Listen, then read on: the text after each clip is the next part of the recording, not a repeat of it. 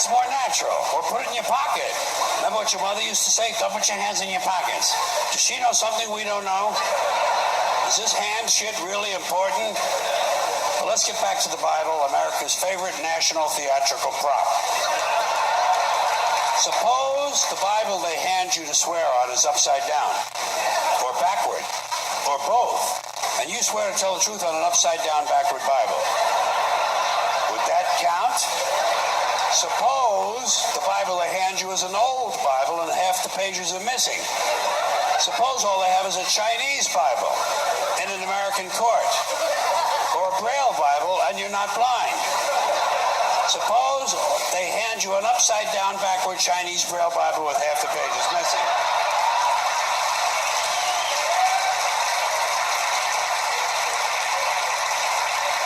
At what point does all of this stuff just break down and become just a lot of stupid shit that somebody made up? They fucking made it up, folks. It's make-believe. It's make-believe. Now, all right. Okay. Let's leave the Bible aside. We'll get back to the science fiction reading later. The more important question is, what is the big deal about swearing to God in the first place? Why does swearing to God mean you're going to tell the truth? Wouldn't affect me. If they said to me, you swear to tell the truth, the whole truth, and nothing but the truth, so help you God, I'd say, yeah. I'll tell you about as much truth as the people who wrote that fucking Bible. How do you like that?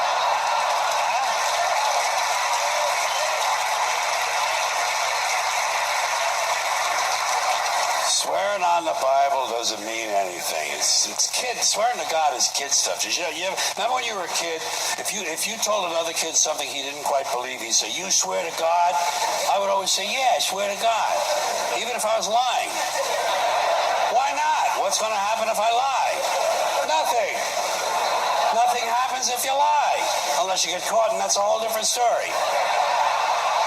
Sometimes a kid would think he was being slick with me, and he'd say, you swear on your mother's grave? I say, yeah. Why not? First of all, my mother was alive. She didn't even have a grave.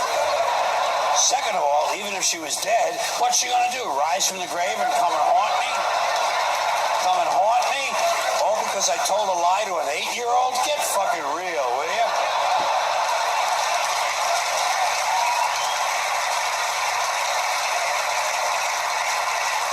Sometimes I would say, I swear on my mother's tits. Kids are impressed with things like that. I mean, I don't care about my mother's tits either. I don't care if they fell off. Fuck her. Not my problem. They're your tits, Ma. You keep an eye on them. Swearing to God doesn't mean anything. Swearing on the Bible doesn't mean anything. You know why? Because Bible or no Bible, God or no God, if it suits their purposes, people are going to lie in court. The police do it all the time. All the time. Yes, they do. It's part of their job to protect, to serve, and to commit perjury whenever it supports the state's case. Swearing on the Bible is just one more way of controlling people and keeping them in line, and it's one more thing that holds us back as a species. Here's one more item for you, the last in our civics book, rights. Boy, everyone in this country is always running around yammering about their fucking rights. I have a right, you have no right, we have a right, they don't have a right. Folks, I hate to spoil your fun, but there's no such thing as rights, okay? They're imaginary. We made them up, like the Boogeyman. The Three Little Pigs, Pinocchio, Mother Goose, shit like that. Rights are an idea. They're just imaginary. They're a cute idea. Cute. But that's all. Cute and fictional. But if you think you do have rights, let me ask you this. Where do they come from? People say, well, they come from God. They're God-given rights. Oh, fuck, here we go again. Take care. The God excuse. The last refuge of a man with no answers and no argument. It came from God. Anything we can't describe must have come from God. Personally, folks, I believe that if your rights came from God, He would have given you the right to some food every day, and He would have given you the right to a roof over your head. No, God would have been looking out for you. God would have been looking out for you. You know that? He wouldn't have been worried about making sure you have a gun so you can get drunk on Sunday night and kill your girlfriend's parents. Very But true. let's say it's true. Let's say God gave us these rights. Why would he give us a certain number of rights? The Bill of Rights of this country has 10 stipulations, okay? 10 rights. And apparently God was doing sloppy work that week because we've had to amend the Bill of Rights an additional 17 times. So God forgot a couple of things like slavery. Just fucking slipped his mind. But let's say God gave us the original 10. He gave the British 13.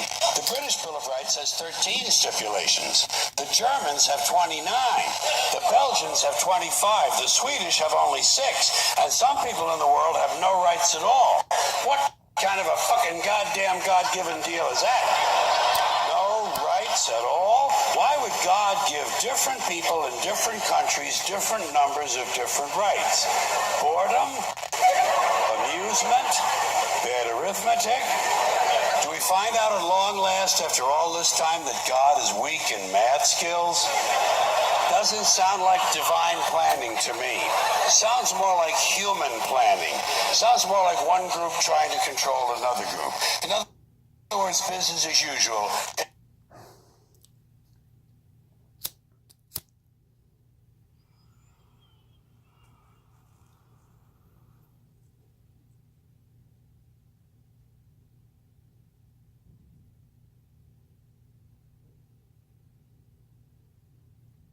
Take care.